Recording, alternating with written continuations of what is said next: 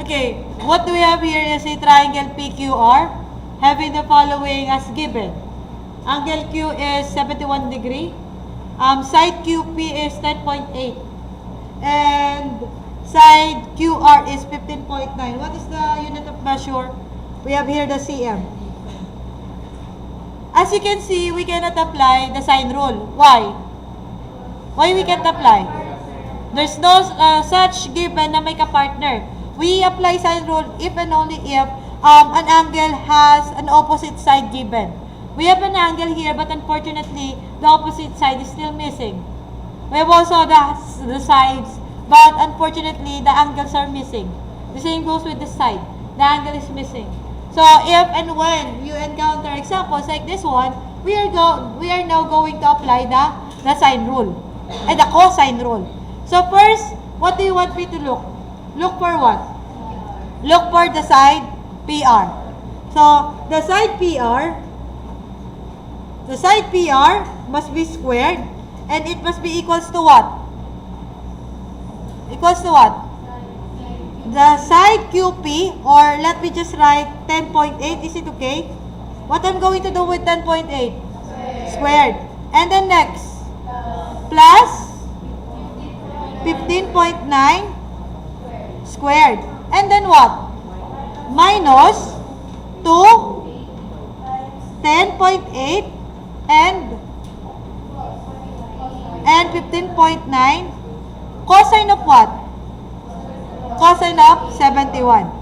Is it clear? So, where do we get the following? Again, we need to look for this one.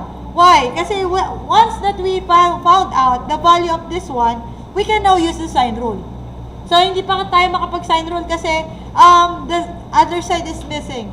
So, first, we get the square of this side, and it must be equals to the square of one side plus the square of the other side minus, teacher, is it always minus?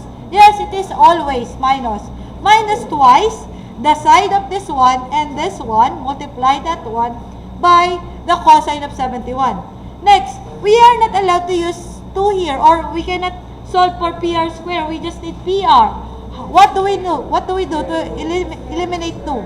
We are going to get the square root of both sides. So, we have here PR is now.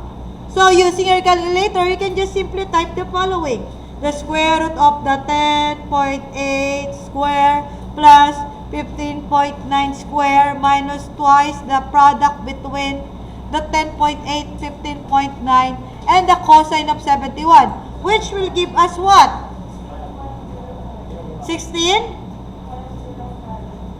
16.05. So, 16.05. Ano kasunod ng 5? 1. So, I just rounded up to 16.05. Is it okay? So, 16.05 what? cm. So, we have here the PR or the length PR is 16.05 cm. Is it clear? Are we done? Are we done? Not yet. We need to look for the angles P and angle R. So, is it okay? I'll erase this one.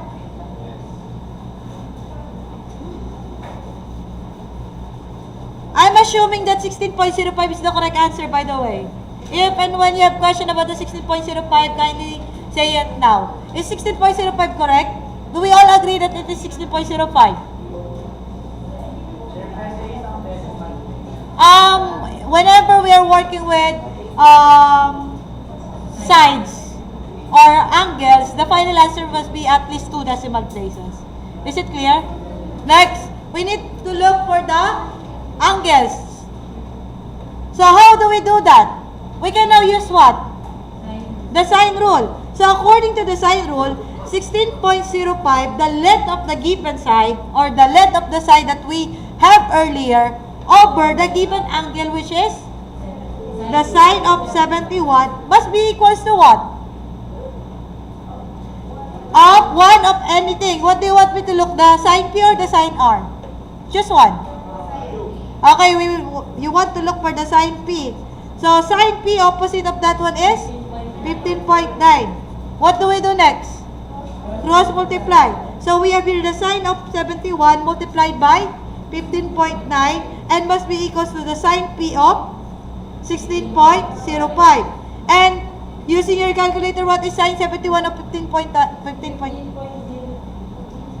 Answer? Okay, let me just solve it this way. Is it okay? I'll divide both sides by 16.05 so that we can find the final answer. It must be in decimal form. Give me the 4 decimal digit. Sine P is now equals to 0.9 what? 3 6 6. Do we all agree that 0.9366 is the correct answer? Yes. Okay, what I'm going to do next? Divide both sides by what? The sine. The sine P, the sine. Are we allowed to divide this one? No. So what are we going to do with this sign? Okay, get the negative of that one. That will give us P is equal to sine negative 1 of 0.9366. And that value will give us the angle of P, which is 69.49. So 69.49 is the angle P. Or P, angle P is 69.49. How are we going to get the angle R? We what? Come on. Okay, we are going to add 69.49 plus 71. That will give us what? Come on.